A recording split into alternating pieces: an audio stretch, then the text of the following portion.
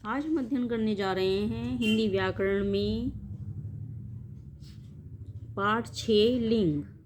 तो लिंग को इंग्लिश में जेंडर कहते हैं। चलिए प्रारंभ करते हैं। तो संज्ञा में स्त्री अथवा पुरुष का सूचक होता है लिंग। तो किससे पता चलता है हमें स्त्री या पुरुष का? लिंग से। तो हिंदी भाषा में सभी संज्ञा शब्द या तो स्त्रीलिंग होते हैं या फिर पुल्लिंग होते हैं। चलिए देखिए, एक बार देखते हैं। जैसे रमन और उसका भाई अपने कमरे में बैठकर पढ़ रहे हैं। रमन की बहन सुरभि और उसकी दादी रसोई घर में खाना बनाने की तैयारी कर रही है। यहाँ रमन और उसका भाई संज्ञा शब्द पुरुष जाति का बोध करा रहे हैं, जबकि बहन सुरभि और दादी जी स्त्री जाति का। तो इस प्रकार से स्पष्ट हो जाता है कि शब्द का वह रूप जो किसी शब्द के पुरुष अथवा स्त्री जाति के होने का बोध कराए उसे कहते हैं हम लिंग। तो समझ में आया लिंग किसे कहते हैं? शब्द का वह रूप जो स्त्री या पुरुष जाति का बोध कराता है उसे हम कहते हैं हिंदी में लिंग। अब देखिए लिंग के भेद कितने होते हैं। लिंग के 2 भेद होते हैं। पहला होता है पुल्लिंग और दूसरा होता है स्त्रीलिंग। तो सबसे पहले किसका अध्ययन करेंगे? पुल्लिंग का। तो देखिए पुल्लिंग के अंतर्गत जो शब्द पुरुष जाति का बोध कराते हैं उन्हें पुल्लिंग कहते हैं। उदाहरण के लिए जैसे मोर, चाचा, पिता, नाना, मामा, घोड़ा आदि। तो ये सभी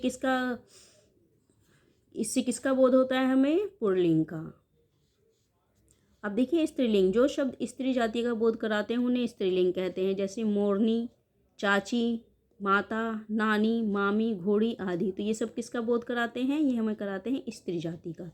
तो इसलिए पुरुष जाति का बोध कराने वाले शब्दों को पुल्लिंग कहते हैं और स्त्री जाति का बोध कराने वाले शब्दों को स्त्रीलिंग कहते हैं। अब देखिए लिंग का निरूपाय क्या होता है। प्राणीवाचक शब्दों अर्थात जीवित प्राणियों में लिंग की पहचान प्राकृतिक रूप से हो जाती है, किंतु अप्राणीवाचक शब्दों का लिंग व्याकरणिक होता है। हिंदी भाषा में कुछ शब्दों का लिंग सदैव एक सा रहता है, तो इन्हें क्या कहते हैं हम?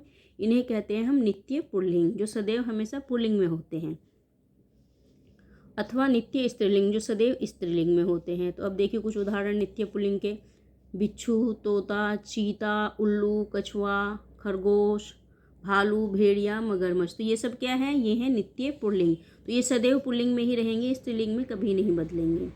अब देखिए नित्य स्त्रीलिंग, तो इनके स्त्रीलिंग बनाने के लिए इनके पहले मादा शब्द जोड़ा जाता है। जैसे मादा चीता, मादा भालू, मादा बिच्छू, मादा कछुआ। तो इस प्रकार से इनको स्त्रीलिंग का रूप दिया जाता है। अब देखिए नित्य स्त्रीलिंग क्या होते हैं? मक्खी, छिपकली, मकड़ी, जूं, गिलहरी, तितली, कोयल। ये सभी क्या हैं? ये हमारे हो गए हैं नित्य स्त्रीलिंग शब्द। तो इनके पुल्लिंग बनाने के लिए इनके पहले नर जोड़ा जाता है। क्या जोड़ा जाता है? नर। जैसे नर मक्खी, नर छिपकली, नर गिलहरी, नर कोयल। इस प्रकार से नर जोड़ा जाता है। तो ये क्या हो जाते हैं? हमारे पुल्लिंग हो जाते हैं।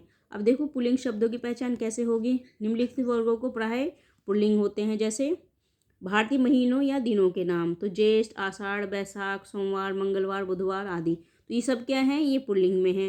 वृक्षों के नाम बरगद, आम, अशोक, नीम, पीपल आदि।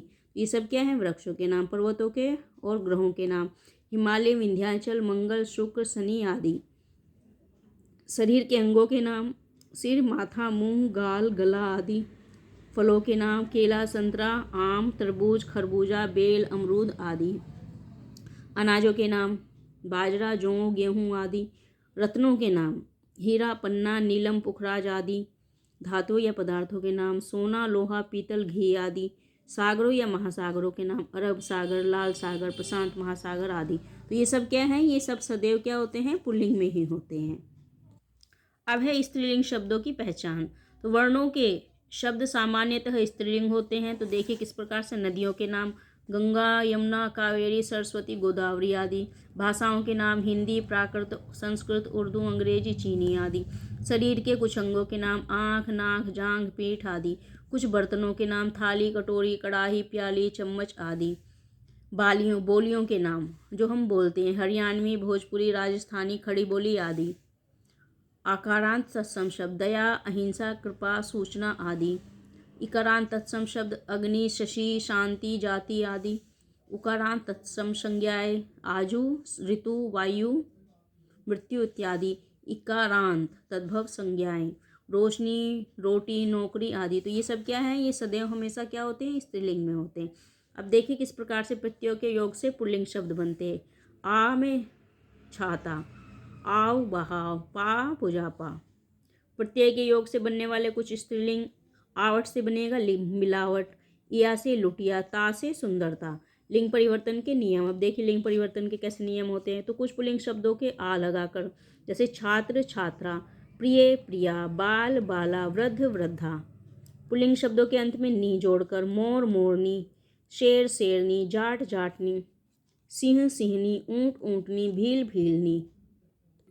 अब है पुल्लिंग शब्दों के अंत में आना जोड़कर, नौकर नौकरानी, देवर देवरानी, जेठ जेठानी, भाऊ भवानी। पुल्लिंग शब्दों के अंत में आइन जोड़कर, ठाकुर ठकुराइन, दुबे दुबाइन, हलवा हलवाई हलवाइन, पंडित पंडिताइन, चोबे चोबाइन, लाला ललाइन।